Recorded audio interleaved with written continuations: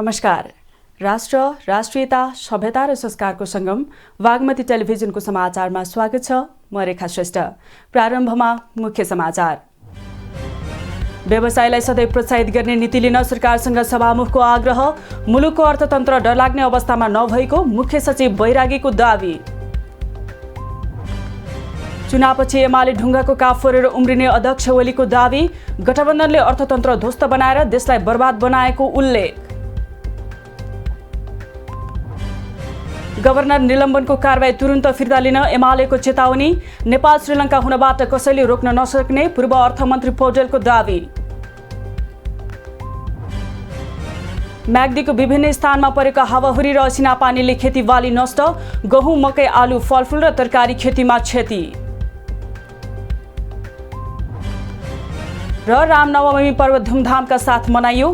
काठमाडौँ लगायत देशैभरका राम मन्दिरमा विशेष पूजाआजा।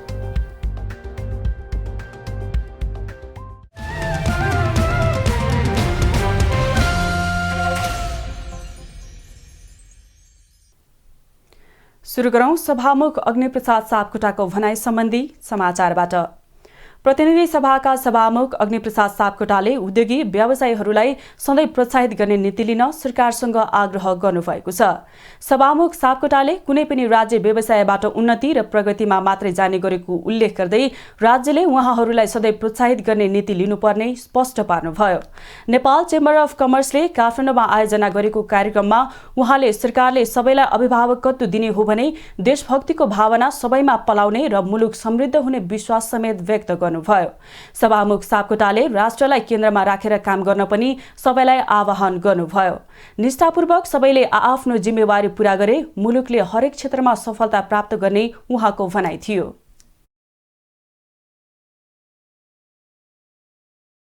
हामी सबैले निष्ठापूर्वक देशलाई केन्द्रमा राखेर काम गर्नेछौँ। यसो गर्यौं भने हामीले सफलता प्राप्त गर्नेछौँ। नेपाल सरकारका मुख्य सचिव शंकरदास बैरागीले मुलुकको अर्थतन्त्र बाहिर छापामा आए जस्तो डरलाग्ने नभएको स्पष्ट पार्नुभयो। उहाँले मुलुकको अर्थतन्त्रलाई नयाँ ढंगले अघि बढाई त्यसमा सफलता हात पार्न सक्षम हुनेछौं भन्ने मान्यताका आधारमा काम गर्नुपर्ने आवश्यकता पनि औल्याउनुभयो। हामीले गलत सन्देश पटक्कै दिनु हुँदैन। हामी सक्षम छौं यो व्यवस्थालाई छिटै नै एउटा सकारात्मक सोचका साथ, साझेदारीका साथ काम गरेर अर्थतन्त्रलाई पुनरुत्थान गर्दै हामी नयाँ ढङ्गबाट अघि बढ्न सक्छौँ भन्ने आत्मविश्वासका साथ हामी सबैले काम गर्न जरुरी छ। मुख्य सचिव बैरागीले मुलुकको अर्थतन्त्रलाई सबल बनाउनका लागि सरकारले ऊर्जा क्षेत्र र पर्यटन क्षेत्रको विकासमा बढी जोड दिएको स्मरण गराउनुभयो।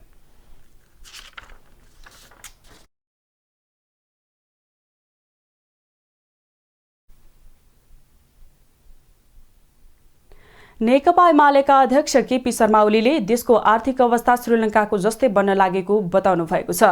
नेपाल राष्ट्रिय शिक्षक संगठनको 13औं राष्ट्रिय महाधिवेशनमा अध्यक्ष ओलीले देशको अर्थतन्त्र श्रीलङ्काको जस्तै बन्न लागेको बताउनु भएको हो।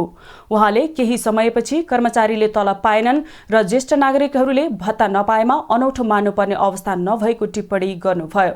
देशको अवस्था यस्तो हुँदा पनि गठबन्धन सरकार एमालेलाई सरकारबाट हटाइयो भनेर आनन्द मानेर बसिरहेको उहाँले बताउनुभयो। अध्यक्ष ओलीले एमालेले चुनावको वसन्तको याम पर्खिरहेको भन्दै चुनावपछि एमाले ढुङ्गाको काफ फोरेर उम्रिने बताउनुभयो। अध्यक्ष ओलीले गठबन्धनले देशको अर्थतन्त्र ध्वस्त बनाएर देशलाई बर्बाद बनाउँदै लगेको बताउनुभयो। उहाँले देश सफल राष्ट्रतिर जाने अवस्था आउन लागेको पनि उल्लेख गर्नुभयो।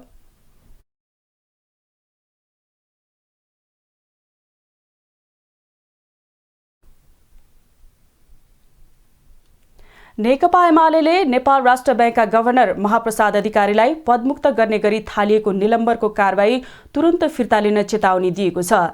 एमालेका उपाध्यक्ष तथा पूर्व अर्थमन्त्री विष्णु पौडेलले सरकारले राष्ट्र बैंकका गभर्नर निलम्बन गर्ने काम गलत गरेको बताउनु भएको छ।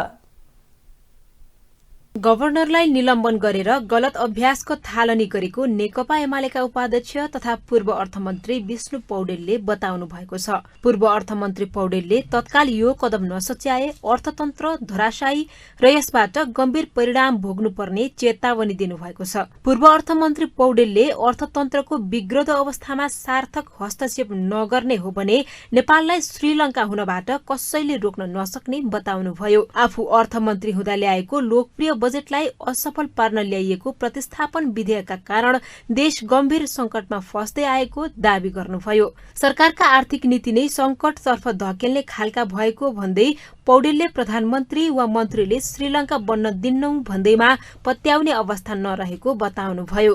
पूर्व अर्थमन्त्री पौडेलले आफूहरूले सरकार छाडेपछिको 9 महिनामा मुलुकको अर्थतन्त्र कुनै व्यक्तिको गलत नीति र सनकका कारण तहस नहस भएको दावी गर्नुभयो। सरकारले जुन राष्ट्रबिको गभर्नरमाथि जुन प्रकारको हस्तक्षेपकारी काम गरेको छ, अविलम्ब यो निर्णय सच्याओस् सरकारले। अन्यथा यसले यो निर्णयमा सरकार कायम रहिरह्यो भनेदेखि यसले मुलुकको अर्थतन्त्रलाई अरू धराशायी बनाउने कुरा निश्चित छ।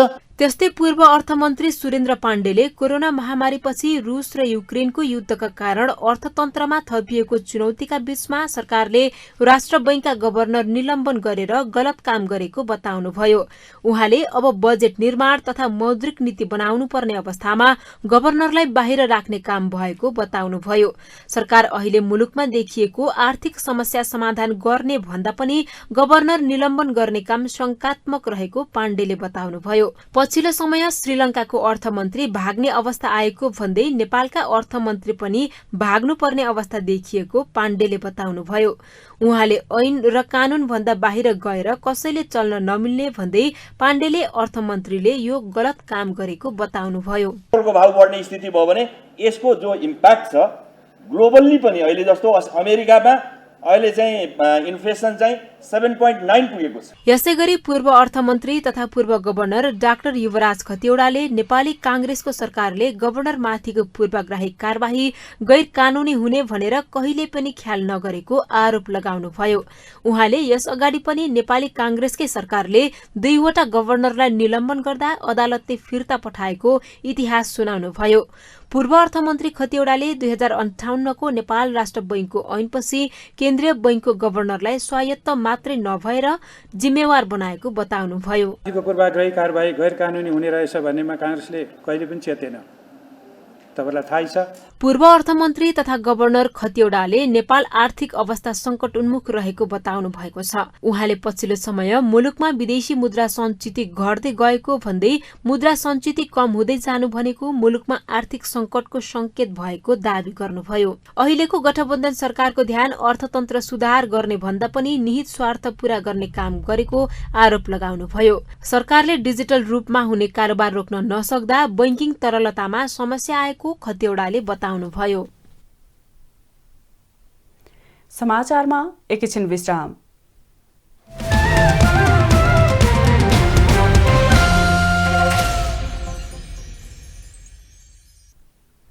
हामी समाचारको निरन्तरतामा छौं। अब बाँकी समाचार।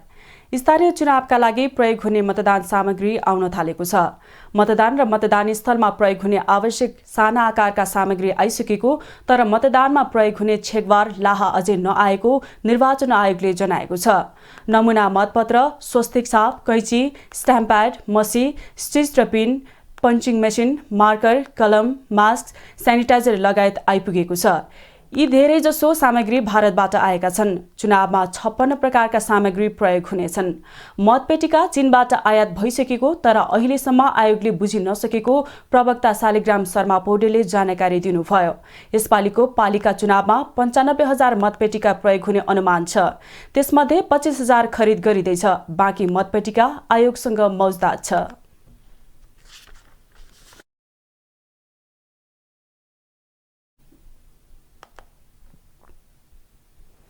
गत स्थानीय तहको निर्वाचनमा भन्दा पर्वतमा यसपटक 23,000 मतदाता बढेका छन्। आसन्न निर्वाचनलाई लक्षित गरेर जिल्ला निर्वाचन कार्यालयले मतदाता अद्यावधि गर्दा 1,22,050 मतदाता कायम भएको हो। पर्वत जिल्लामा गत निर्वाचनमा 79,243 मतदाता रहेकोमा अहिले बढेको जिल्ला निर्वाचन कार्यालयले जनाएको छ।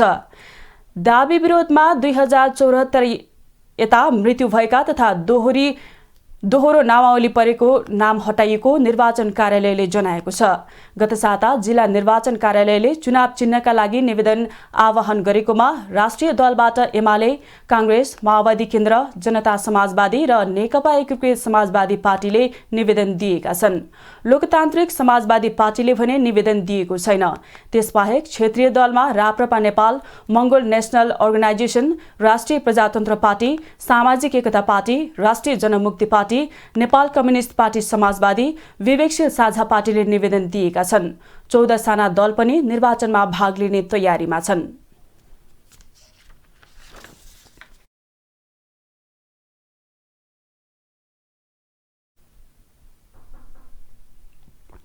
म्याग्दी जिल्लाको विभिन्न स्थानमा परेको असिना पानीले खेतीबाली नष्ट पारेको छ। बेनी नगरपालिका सहित रघुगंगा र मंगला गाउँपालिकामा असिनाले गहुँ, जौ, आलु, मकै बालीमा खेतीबाली नष्ट पारेको हो।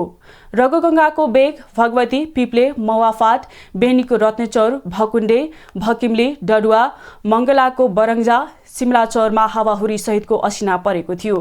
भित्र्याउने बेला भएको गहुँ भर्खरै उम्रिएको मकै र आलु बिरुवाका असिनाले चुटेर नष्ट बनाएको किसानहरूले जानकारी गराएका छन्। यतिखेर जिल्लाको मध्य पहाडी र लेकाली क्षेत्रमा गहुँ भित्र्याउने चटारो छ। सुन्तला जात फलफूल र तरकारी खेतीमा पनि असिनाले क्षति गरेको छ। क्षतिको पूर्ण विवरण आइ नसकेको कृषि ज्ञान केन्द्रले जनाएको छ। स्थानीय तहका कृषि प्राविधिकलाई क्षतिको विवरण संकलनका लागि परिचालन गरिएको केन्द्रले जनाएको छ।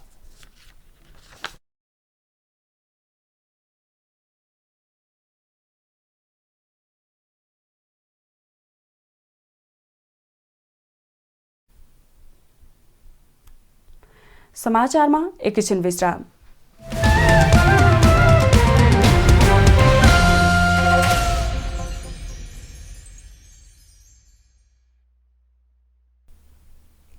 हामी समाचारको निरन्तरतामा छौं। अब बाँकी समाचार।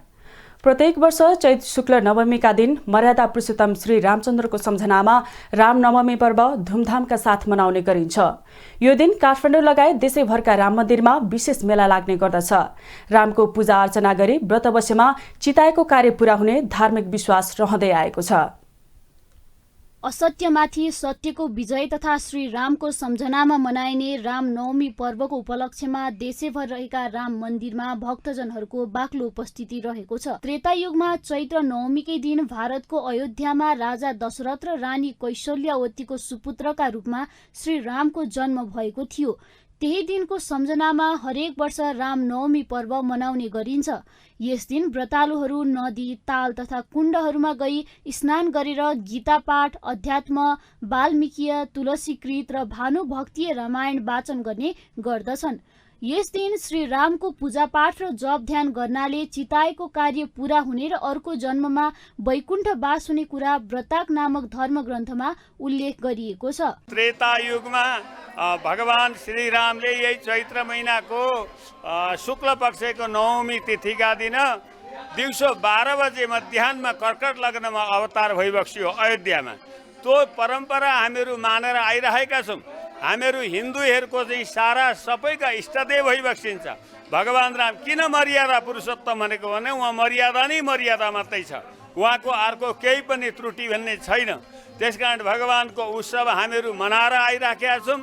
यो परम्परा नित्य चलेरै जान्छ। काठमाडौँको 32 पुतली स्थित श्री राम मन्दिरमा विगतका वर्षमा कोरोनाको कारण रामनवमी पर्व मनाउन नपाइए पनि यो वर्ष भने मन्दिरमा दर्शन गर्न आउने भक्तजनको निकै उत्साह देखिएको छ। रामचन्द्र मन्दिर व्यवस्थापन समितिका संरक्षक डाक्टर गोविन्द टण्डालले यो वर्ष करिब 5 लाख दर्शनार्थी मन्दिर दर्शनका लागि आएको बताउनुभयो। करिब 500 जना स्वयंसेवकहरू परिचालन छन्। त्यसैगरी प्रहरी पनि अब सुरक्षाको लागि हुनुहुन्छ। ट्राफिकको व्यवस्थाको लागि पनि हामीले व्यवस्था मिलाएका छौँ। अब यहाँ चाहिँ नि खास गरी यो मोटरहरूको पार्किङको लागि अलिक असुविधा भएको हुनाले बाहिर सडकमै राख्ने व्यवस्था गरेका छौँ र देखेसम्म के गर्दा भक्तजनहरूले सुख सुविधा पाउँछन् र के गर्दा उहाँहरूलाई सजिलो पर्छ त्यसमा चाहिँ नि सबैको दृष्टिकोण रहेको छ र व्यवस्थापनले त्यसलाई राम्ररी काम गर्नको लागि पहल गरेको छ र त्यही अनुसार काम पनि कार्यान्वयनमा आइरहेको छ। यो दिन भक्तजनहरू रातभर जागराम बसी रामको भजन कीर्तन गाउने गर्दछन्।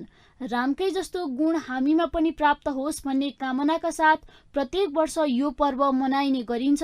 विशेष गरी तराईको जनकपुर धाम र भारतका विभिन्न राम मन्दिरहरूमा भक्तजनहरूको राम्रै उपस्थिति हुन्छ। प्रत्येक वर्ष चैत्र शुक्ल नवमीका दिन मर्यादा पुरुषोत्तम भगवान श्री रामचन्द्रको सम्झनामा र असत्यमाथि सत्यको विजय भएको भनेर रामनवमी पर्व मनाउने चलन छ। यस दिन देशैभरिका राम मन्दिरहरूमा भक्तजनहरूको विशेष घुइँचो लाग्ने गर्दछ। यस दिन राम भगवानको पूजा आजा गरी व्रत बस्नाले चिताएको कार्य पूरा हुने र अर्को जन्ममा वैकुण्ठ वास हुने धार्मिक विश्वास रहिआएको छ। बागमती टेलिभिजनका लागि क्यामेरामा निशान्त तामाङका साथ यशोदा भण्डारी, काठमाडौँ। अब पालो बेलाको बोली। असत्यमाथि सत्यको विजयको रूपमा मनाइने रामनवमी पर्व देशैभर मनाइएको छ। प्रत्येक वर्ष चैत शुक्ल नवमीका दिन रामनवमी पर्व मनाइन्छ। यो दिन श्रीरामको पाठ पूजा र जप ध्यान गर्नाले मनले चिताएको कार्य पूरा हुन्छ भन्ने जनविश्वास रहँदै आएको छ। यसै सन्दर्भमा हामीले राम मन्दिरका पुजारीलाई यो दिन किन व्रत बस्छन्, व्रत बसे के हुन्छ भनेर सोधेका थियौं। हेरौं उहाँहरूको भनाई उहाँहरूकै शैलीमा।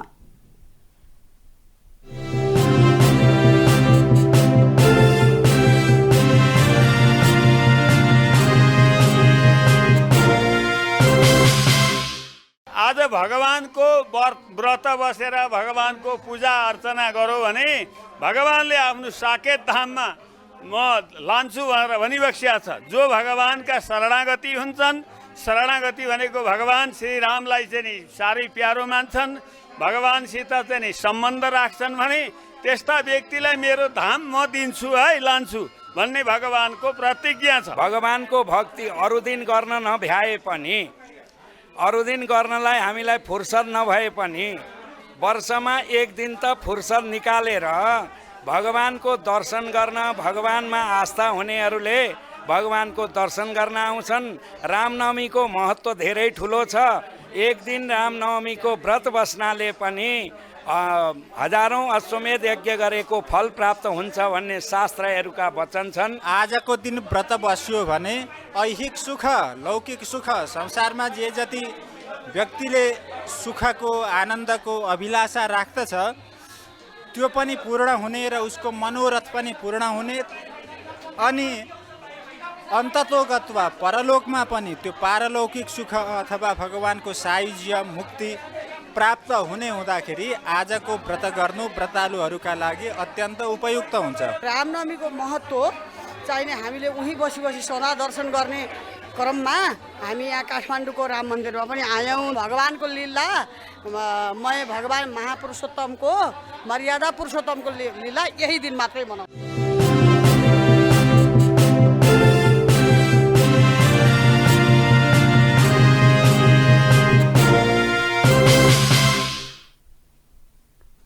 अब आर्थिक समाचार।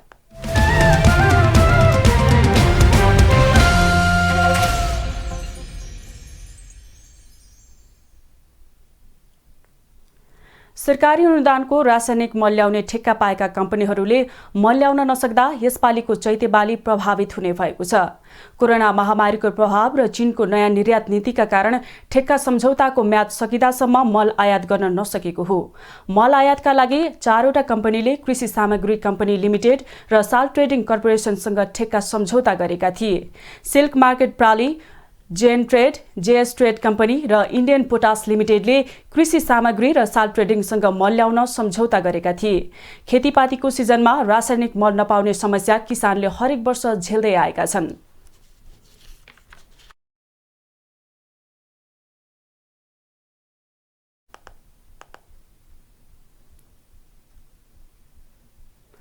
अब अन्तर्राष्ट्रिय समाचार।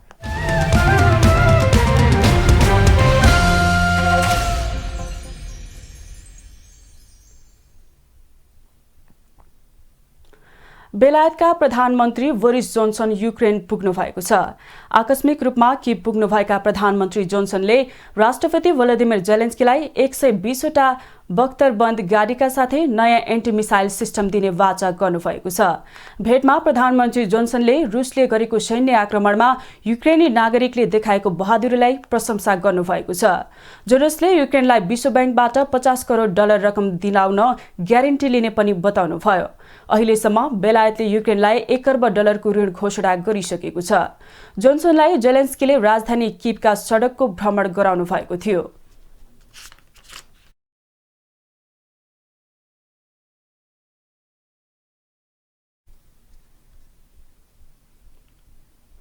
अब खेलकुद समाचार।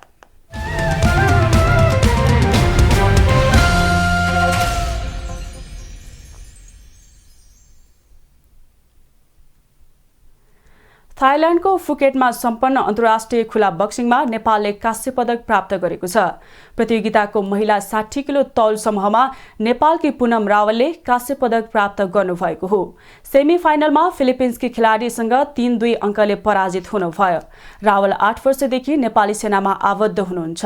सन् 2010 पछि नेपालले बक्सिङमा पदक प्राप्त गरेको हो।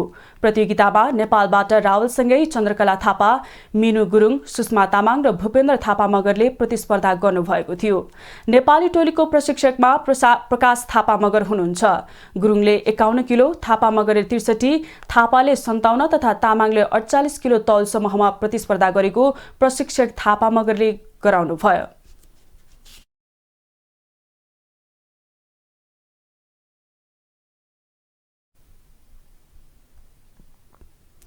शीर्ष डिभिजनमा एक खेल अगावै च्याम्पियन भएको चर्च बोइज युनाइटेडले बी डिभिजन लिगको उपाधि उचाल्दा खुमलटार युथ क्लब उपविजेता बन्यो।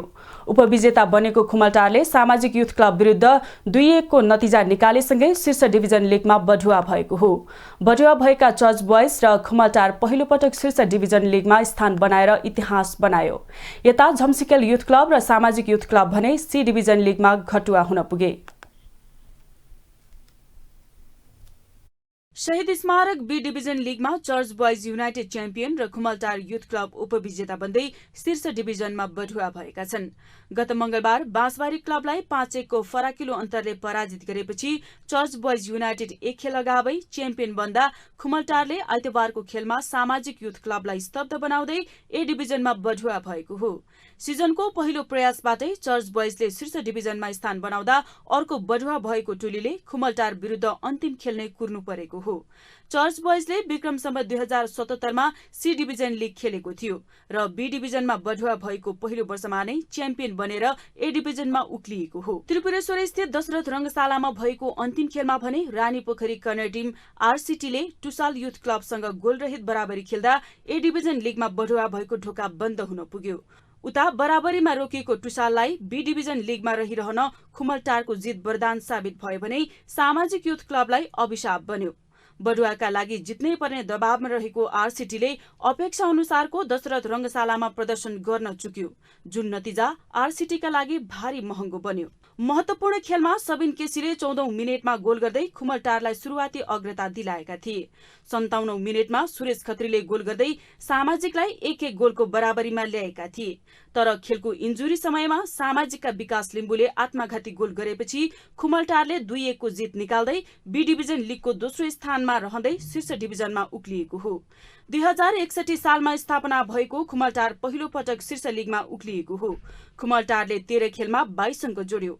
रानीपोखरी कर्नर टिम आरसीटीसँग समान 22 अङ्क भए पनि हेड टु हेडमा खुमलटार अघि रह्यो। अब मौसम समाचार।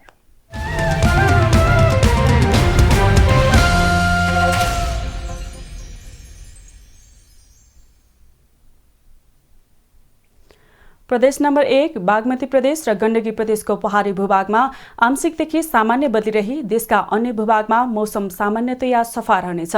प्रदेश 1 र गण्डकी प्रदेशको पहाडी भूभागका केही स्थानमा मेघगर्जन चट्यान सहित हल्का वर्षाको सम्भावना रहेको जल तथा मौसम विज्ञान विभागले जनाएको छ।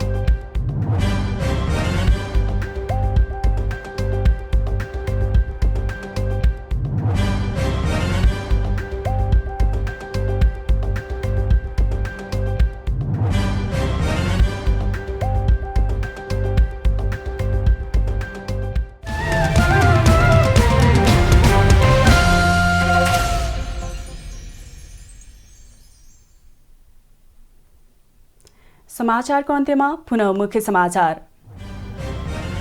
व्यवसायलाई सधैँ प्रोत्साहित गर्ने नीति लिन सरकारसँग सभामुखको आग्रह। मुलुकको अर्थतन्त्र डरलाग्ने अवस्थामा नभएको मुख्य सचिव बैरागीको दावी। चुनावपछि एमाले ढुङ्गाको काप फोरेर उम्रिने अध्यक्ष ओलीको दावी। गठबन्धनले अर्थतन्त्र ध्वस्त बनाएर देशलाई बर्बाद बनाएको उल्लेख। गभर्नर निलम्बनको कारबाही तुरुन्त फिर्ता लिन एमालेको चेतावनी। नेपाल श्रीलङ्का हुनबाट कसैले रोक्न नसक्ने पूर्व अर्थमन्त्री पौडेलको दावी। म्याग्दीको विभिन्न स्थानमा परेको हावाहुरी र असिना पानीले खेतीबाली नष्ट। गहुँ, मकै, आलु, फलफुल र तरकारी खेतीमा क्षति। र रामनवमी पर्व धुमधामका साथ मनाइयो। काठमाडौँ लगायत देशैभरका राम मन्दिरमा विशेष पूजाआजा।